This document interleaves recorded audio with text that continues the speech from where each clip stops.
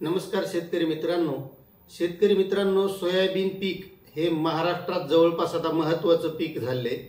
याचं कारण हे असं आहे की सोयाबीन हे पेरल्याच्या नंतर एकदाच त्याला काढावं लागतं, म्हणजे जास्त असा खर्चाचं पीक नाही। आणि महत्त्वाचं म्हणजे या पिकासाठी जशी कापसाला बेजारी होती तशी काही बेजारी होत नाही, कारण पेरल्याच्या नंतर त्याच्यात तणनाशक मारलं त्यावर तण होत नाही।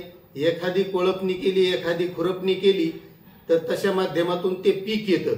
आणि या वर्षी अतिवृष्टी झाली काही भागामध्ये, त्यामध्ये पिकांचं बरंचसं नुकसान झालेलं आहे। पण आता ज्या शेतकऱ्यांचं राहिलेलं आहे त्यांना चांगले दिवस येणार आहेत, म्हणजे त्यांचं हमी भावामध्ये सोयाबीन विकल्या जाणार आहे।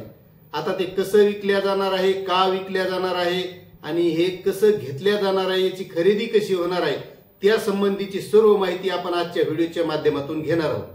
मित्रांनो, मी रामेश्वर नवटके आपलं वेणुगंगा टेक या यूट्यूब चॅनलमध्ये स्वागत करीत आहे।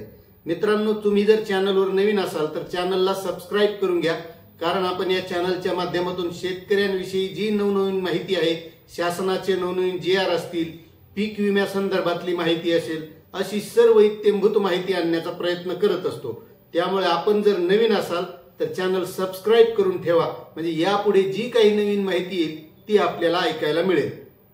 तर शेतकरी मित्रांनो, सोयाबीन म्हणजे विदर्भातील पीक होतं अगोदर, फक्त विदर्भात त्याचा जास्त म्हणजे पेरणी होत होती। त्यानंतर ते आता इकडं तसंच महाराष्ट्रात सुद्धा आलेलं आहे। आणि सोयाबीन हे महत्त्वाचं पीक झालेलं आहे, कारण या पिकासाठी खर्च आहे पण जास्त शेतकऱ्याची बेजारी होत नाही, म्हणून बरेच शेतकरी हे सोयाबीन पिकाकडे वळायला लागलेत।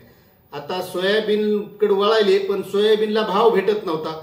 मागच्या वर्षी शासनाने 4600 रुपये हमी भाव दिला, पण त्याच्यावर काय सोयाबीन विकल्या गेलं नाही, त्याच्या आतच विकल्या गेलं 4000 रुपये, 4200, 4400।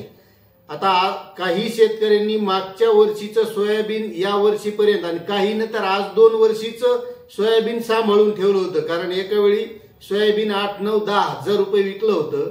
मग शेतकऱ्याला वाटत होतं की बाबा चला आपल्याला जर सांभाळून ठेवलं तर पुढे जर भाव वाढले तर विकल्या जाईल, पण ते काही 4400च्या वर गेलं नाही, म्हणजे शेतकऱ्याला हमी भाव सुद्धा मिळाला नाही। आणि शासनाने सुद्धा मागच्या वर्षी त्या हमी भावात खरेदी करायला पाहिजे होती, कारण शेतकऱ्यांचं नुकसान होत होतं, पण शासनाने सुद्धा खरेदी केलेली नाही। मात्र आता मित्रांनो, या वर्षी महाराष्ट्रातील विधानसभेच्या निवडणुका आहेत आणि या निवडणुकाच्या पार्श्वभूमीवर महाराष्ट्रामध्ये या वर्षीचा भाव दिलेला आहे हमी भाव 4892 रुपये।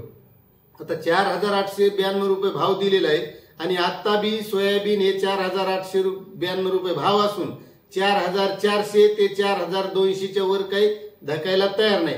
मात्र आता नवीन सोयाबीन येणार आहे, पुढे निवडणुका आहेत आणि या निवडणुकाच्या पार्श्वभूमीवर शेतकऱ्यामध्ये सरकारचं नाराजीचं वातावरण होऊ नये, शेतकरी नाराज होऊ नये, कारण शासनाने हमी भाव दिला 4892 आणि सोयाबीन विकायला 4400, म्हणजे 100% शेतकरी नाराज होणार।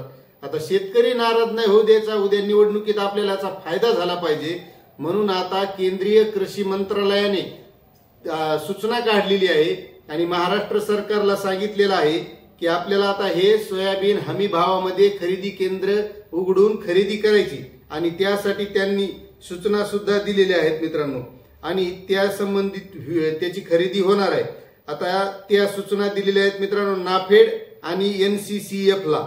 तर NCCF आणि नाफेड हमी भावाच्या माध्यमातून खरेदी करणार आहे आणि त्याचे केंद्र उघडले जाणार आहेत, असं केंद्रीय कृषी मंत्रालयानं सांगितलेलं आहे।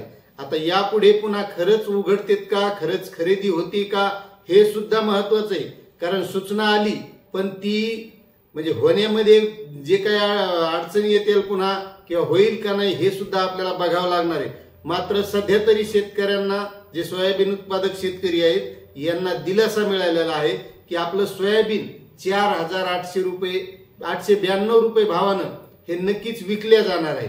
आणि असं झालं तर चांगलंच आहे, कारण शेतकऱ्यांना जरी अगोदर लक्षात आलं तर शेतकरी मार्केटला जर कमी भाव राहिले तर विकणार नाहीत आणि शासनाच्या नाफेडचे जे NCCFचं केंद्र आहे त्या सेंटरवर विकण्यासाठी चालू होईपर्यंत थांबतील। मात्र एकच विनंती आहे की ते लवकरात लवकर सेंटर चालू झाले पाहिजे, कारण यावर्षी बऱ्याच शेतकऱ्यांच्या पिकांचं नुकसान झालेलं आहे। शेतकऱ्यामागे काही देणी असतात, कारण खत बी बियाणे हे शेतकऱ्यांना उधारीत आणलेले असतात. मग त्यांना ते पैसे देण्यासाठी अशी वेळ येते की मग हे मार्केटला कमी भावामध्ये विकावं लागतं आणि त्यामध्ये शेतकऱ्यांचं नुकसान होतं. म्हणून शेतकऱ्यांना आता अपेक्षा आहे की 4,892 रुपये शासनानं भाव दिलाय, म्हणून त्या भावामध्ये आपलं सोयाबीन विकल्या जाईल आणि त्याचे सेंटर हे लवकरात लवकर सुरू व्हावेत एवढीच शासनाला विनंती आहे. अशी ही माहिती होती मित्रांनो. आपल्याला माहिती कशी वाटली नक्कीच कमेंट करून कळवा आणि चॅनलवर नवीन असाल तर सबस्क्राईब करायला विसरू नका. भेटूया मित्रांनो अशाच नवीन माहितीसह नवीन व्हिडिओमध्ये. तोपर्यंत जय हिंद, जय महाराष्ट्र, जय किसान.